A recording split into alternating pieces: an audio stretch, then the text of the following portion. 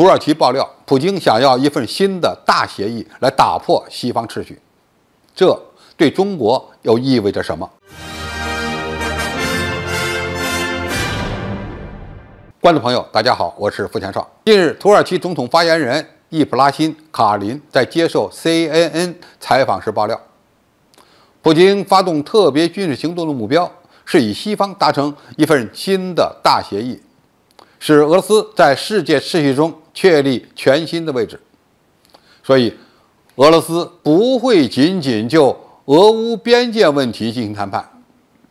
真正的目的是要打破俄罗斯与西方之间的力量平衡，并重谈俄方在冷战结束后同西方签署的各项协议。也就是说，俄罗斯虽然表面上在与乌克兰军队打仗，实际上是在重新确立俄罗斯与西方之间的关系，希望达成一份新的协议。这是一次全新的交易，这次交易与乌克兰有关，但是范围却远远超过俄乌双方。与俄罗斯和北约在上世纪90年代初签署的各项协议类似，俄罗斯认为戈尔巴乔夫和叶利钦时代签署的协议已经结束。普京想要一个全新的俄罗斯，想要一个更加公平的世界。然而，西方国家领导人暂未表示他们愿意在短时间内通过谈判来结束俄乌冲突。这也意味着这场战争仍没有停止的时间表。而普京是否能够拿到自己想要的，还要看俄军的战场表现。或者说，如果打不赢，那么一切都是空想；那么如果打赢了，那么结果很可能会不一样。要注意，普京在顿涅茨克等4地入俄条约签署仪式上发表演讲称，西方霸权已经开始崩溃，这是不可逆转的。我再次重申，事情不会再像以前一样了。在这里就有一个最核心的问题：俄罗斯到底在争什么？按照普京的说法，在多极化的进程中，可以让欧洲国家看到加强其主权的机会，这使他们能够获得真正的自由，获得独立的、创造性的、自主发展的权利，以实现和谐发展。那么，人们应该如何理解普京的上述言论呢？其实，普京想要的无非就是一个多极世界，而其最核心的诉求就是让俄罗斯成为西方世界中能够受到平等对待的一员，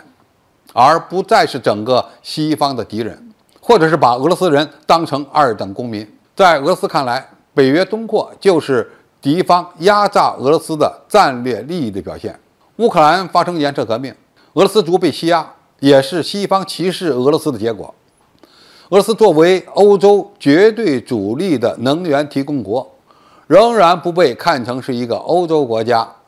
在乌克兰发起的特别军事行动，就是要给西方立个规矩。俄罗斯的核心利益和主权安全不应受到挑衅。西方国家会与俄罗斯重新谈一份战略安全层面的协议吗？答案是不可能，起码是现在不可能。除非基辅现在的政权是亲俄的政府，并与俄罗斯和白俄罗斯签订了新的3国友好条约，战场上得不到的东西，怎么可能幻想在谈判桌上得到呢？普京可能到现在都想不明白，为什么西方不愿意接受俄罗斯成为平等的一员，反而会被日益敌视。这里面有历史文化层面的原因，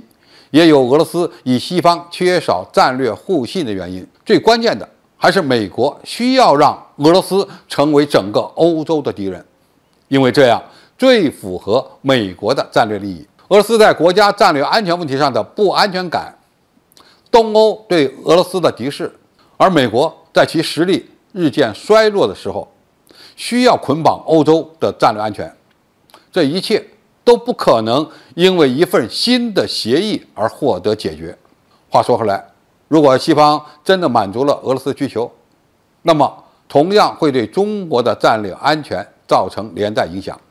一个更加亲西方的俄罗斯可能就会成为现实。当然，这也根本是不现实的。所以，普京要想打破一个旧世界，但是可能无法建设一个新的世界秩序，这恐怕是俄罗斯无法摆脱的宿命。好，今天评述就到这里，谢谢大家收看，我们下期再见。